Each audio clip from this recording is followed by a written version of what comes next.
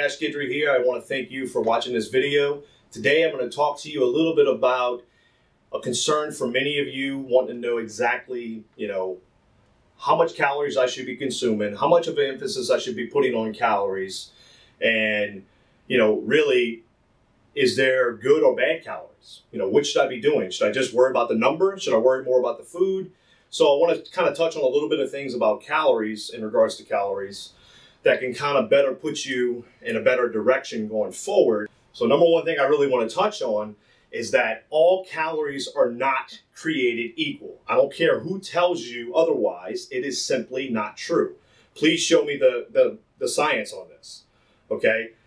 People want to sit there and say, at the end of the day, it doesn't matter if you have one person eating 6 meals a day comprised of balanced proteins, balanced carbs, balanced fats, from higher glycemic to complex carbs, and you have another person who eats a piece of pizza, ice cream, a bowl of pasta, and if their daily macros are the exact same, they're going to get the same results. If you believe that, I guess you believe if you put a tooth under your pillow, the tooth fairy is going to come tonight, because that's how ridiculous that is.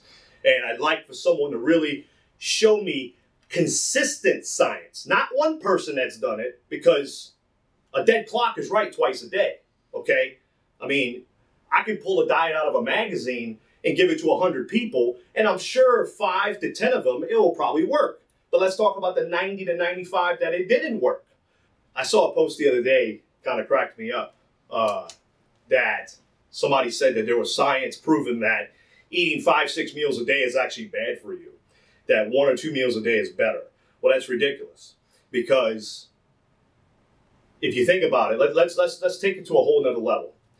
You do realize that 70% of this country, the United States, is overweight. 70%. 40% of them are obese. So let's just focus. 70% are overweight. Well, do you realize that 95% of them do not eat 3 meals a day? We're talking 70% of the entire country is overweight, and 95% of those people do not eat 3 meals a day. They eat less than that. So what does that tell you right there?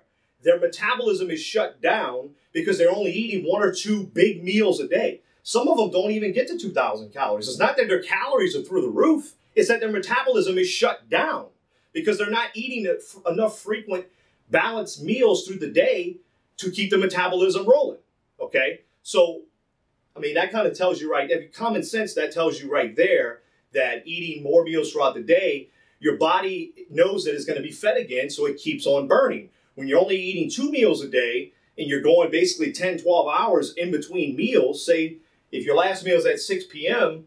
and your first meal is not till lunch, you're talking 15, 16 hours. So when you do eat that meal, your body holds on to it. So all calories are not created equal. And what I mean by that is there are a lot of health foods out there. Let's take, for example, if you were to go to Whole Foods. I'm a huge Whole Foods fan. I have one right down the street from my house. I love Whole Foods. But I would say at least half of the foods at Whole Foods, if not, I'm being generous to Whole Foods right now. Probably about 80% of the foods at Whole Foods, even though it's healthy and it may be good for you, but does that mean it's going to get you the body you want? And that answer is no, okay? So too many people get caught up in, well, it's healthy, it's organic, I just need to worry about the calories and it's going to take care of itself. No. Wheat thins, most people would consider that pretty healthy, okay? Yogurt, people would consider that pretty healthy. Me personally, I don't. There are some of the clients can have it. Like I said, everybody is different. But the average person that is eating yogurt 2 or 3 times a day, I can guarantee you they're probably not going to get the results they want. Just like a lot of people that eat fruit a lot throughout the day. Fruit is loaded with sugar. Do I put fruit on diets? Of course I do. But it has to be done at the right time, at the right amount to get the body to do what it needs to do. I tell a lot of the females I work with, if you're a 150-pound woman that wants to weigh 120, would you rather weigh 120, lose those 30 pounds, and pretty much keep the same body fat percentage. Okay, so say at 150 you were 25% body fat. And let's say at 120 you're 20% body fat. You drop 5%. Would you rather be 150 and come down to 130 and now be 15% body fat? So you're heavier on the scale, but you look better. And that's another thing too, the scale is very deceiving. Most people out there that I come across, whether it's people that come on board to work with me, or just people, I generally have conversations with that are dieting or competing or whatever, I would say that most of them miss the boat on when it comes to the whole, they're caught up in the calories, but when I look at what they're doing from top to bottom, so let's say they're eating 6 meals a day, from meal 1 on down to 6, most of them, their protein and carb, what they're binding with one another at what meal is out of place. Or some of them, they don't have they're missing certain carbohydrates. So this person is probably eating the right amount of calories. I look at their total daily consumption. It's not an issue with their caloric intake.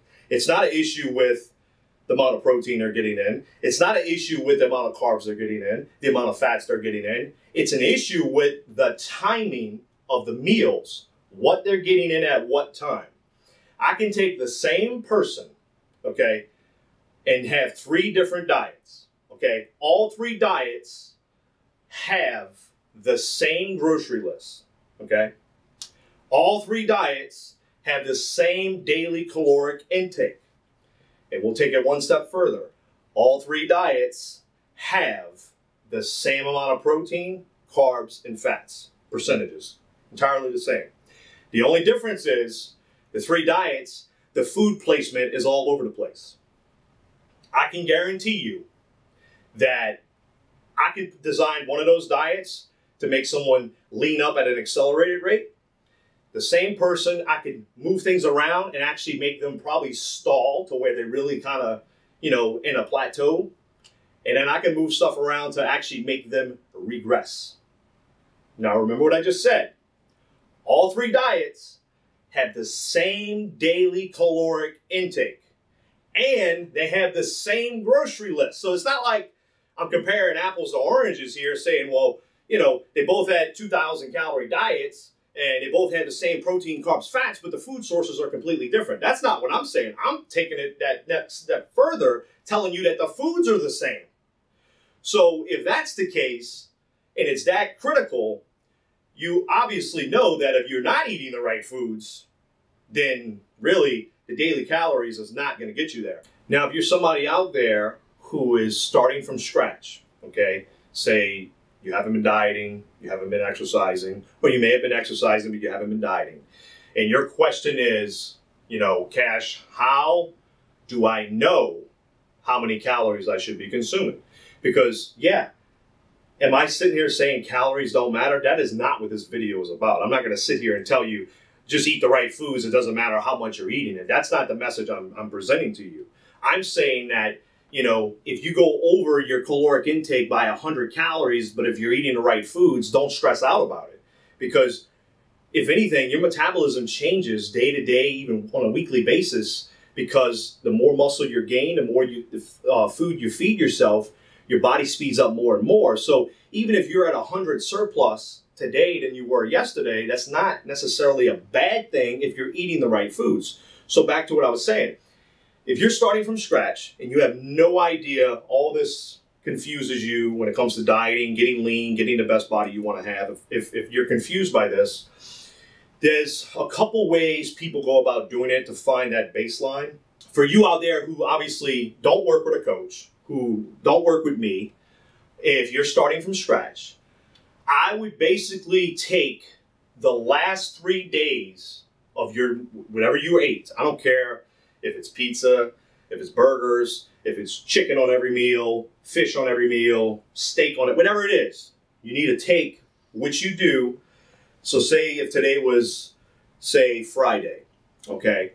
So you would say, what did I eat Thursday, Wednesday, Tuesday? Okay, write it down, be very precise, and add up each day what your calories were on all 3 of those days, okay? then come up with the average, okay?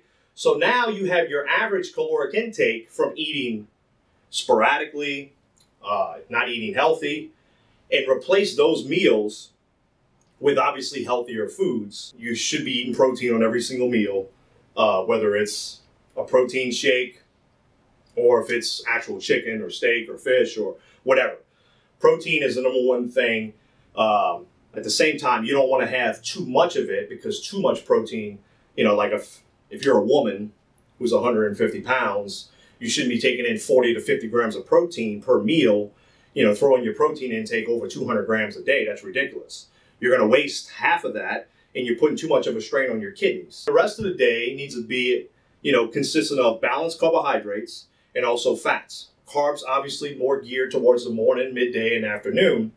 But like I said, you find out what your baseline is. So you get exactly what that number is over those 3 days, what the number is. So say the number is 2250, okay?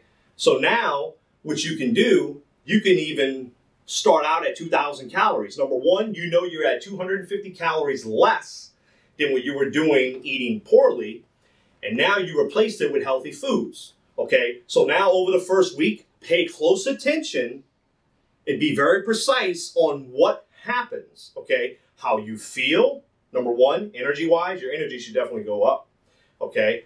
What happens with your inches, make sure you do all your circumference measurements, and make sure you're taking pictures. And then also what happens with the scale, even though the scale doesn't always tell the story, but also it is a form of measurement, so pay attention to it. After the first week, you can see what happens, and then you can go from there. If you lose, say, 9 pounds in the first week, okay, hey, that's great. That would kind of mean that you can probably bump up your calories a little bit, or even throw in some different type of food sources, maybe some different carbs, some higher glycemic carbs, because maybe you went a little too much on the complex end. So there's a multitude of ways how to find out. But like I said, the most simplest way to do it for you beginners out there who are just starting from scratch is to take a 3-day average, figure out that number, replace it with roughly 5 to 6 meals from solid to liquid, and pay attention over that first week. Be very consistent, because if you're not consistent, this is all a waste of time. It ain't gonna happen by eating Skittles and Snickers and a cheeseburger and French fries, and long as the daily totals adds up to 1,500 calories. It's just not gonna happen. You're gonna lose weight if you're counting your calories, but you're not gonna get the result you want. Whereas if you would have ate strategically timed meals at the right time, the right type of meals, everything together to get the result you want. And that is the biggest thing I really wanted to touch on, was that it's not so much the calories. The calories are not created equal. It's eating the right food at the right time of day, at the end of the day, at the end of the week, at the end of the 3 months, is really what's going to get you from point A to point B and get you the results you have. So I hope you got a lot of information out of this. If you have any other questions, feel free. You can go to our website, bodiesbykash.com, sign up for the newsletter. We send out weekly articles from nutrition to training to supplementation, also other videos as well. So if you have any other questions, you can also email as well. Our email is info@bodiesbykash.com. Thank you for tuning in today. I'll see you next time.